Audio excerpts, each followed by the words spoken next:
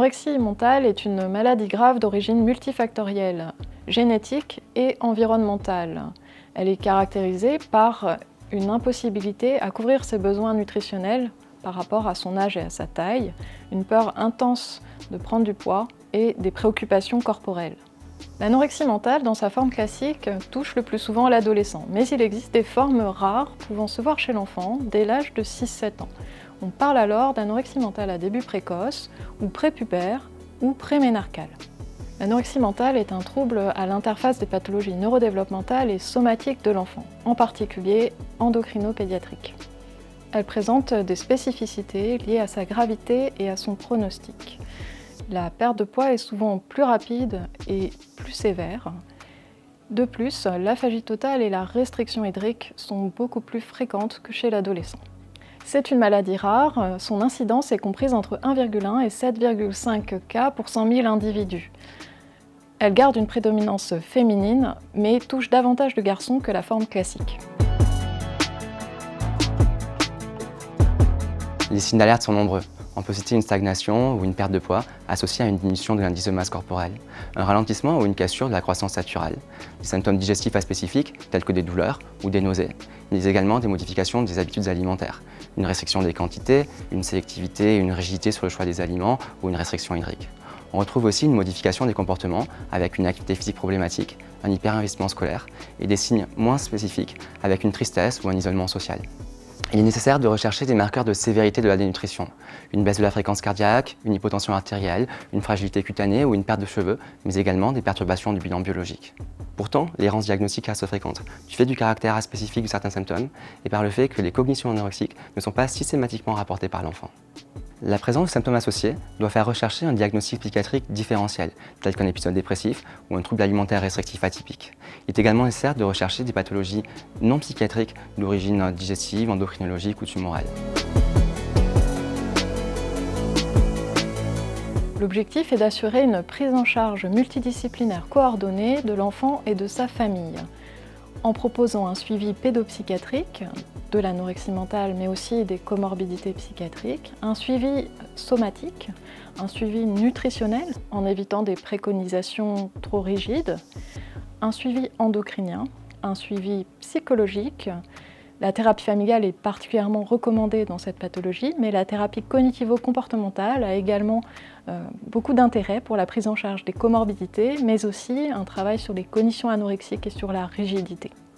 De plus, l'éducation thérapeutique du patient et de la famille est un maillon clé de la prise en charge.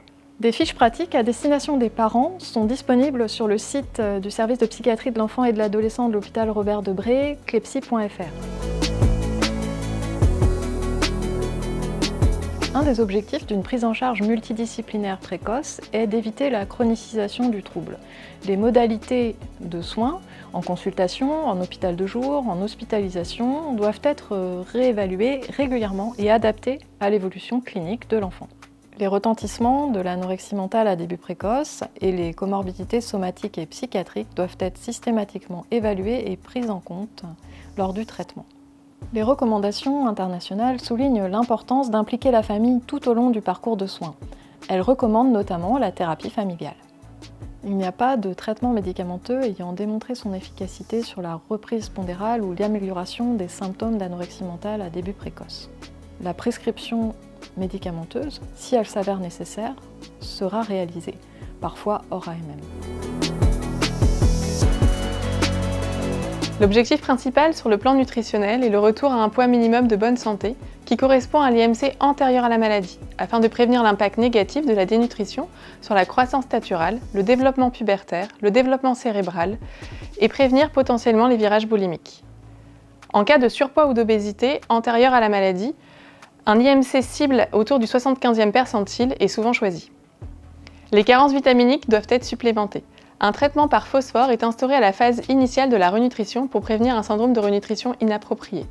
Il ne doit pas être prolongé afin de prévenir l'apparition secondaire d'une hyperparathyroïdie. Les besoins en calcium et vitamine D doivent être optimisés afin de prévenir l'apparition d'une fragilité osseuse.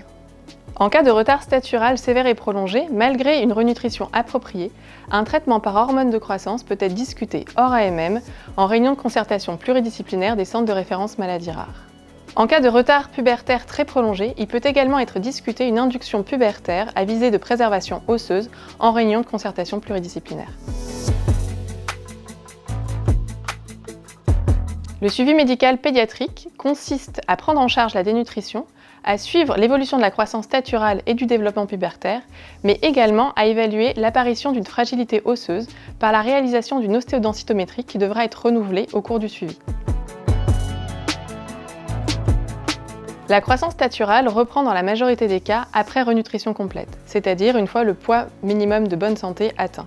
Cependant, un tiers des patients n'atteignent pas leur taille cible génétique avec un déficit statural médian de 4 cm par rapport à leur taille cible génétique. L'hypogonadisme fonctionnel peut persister longtemps. Seul un état nutritionnel optimal et persistant et un pourcentage de masse grasse suffisant permet une reprise du développement pubertaire et des cycles menstruels. Des troubles de la sexualité ou de la fertilité peuvent être rapportés par les patients tant que l'hypogonadisme est présent. Une fragilité osseuse est souvent constatée après dénutrition sévère. Elle persiste dans le temps, et ce, malgré une reprise pondérale. Un diagnostic et une prise en charge précoce permettent d'améliorer le pronostic. La maladie peut guérir, rechuter, récidiver ou évoluer vers une forme chronique. L'évolution vers un autre trouble des conduites alimentaires ou vers un autre trouble psychiatrique sont possibles. Les comorbidités anxieuses et dépressives sont fréquentes. Il est également nécessaire de rechercher et de prendre en charge d'autres troubles alimentaires associés, tels que le méricisme. Les conduites de purge, comme les vomissements, l'utilisation de diurétiques ou l'utilisation de laxatifs, sont moins fréquents chez l'enfant, mais ils peuvent apparaître secondairement lors de l'évolution de la maladie, tout comme la potomanie. La continuité du parcours de soins des enfants, adolescents et adultes est essentielle, cette pathologie pouvant évoluer sur plusieurs années.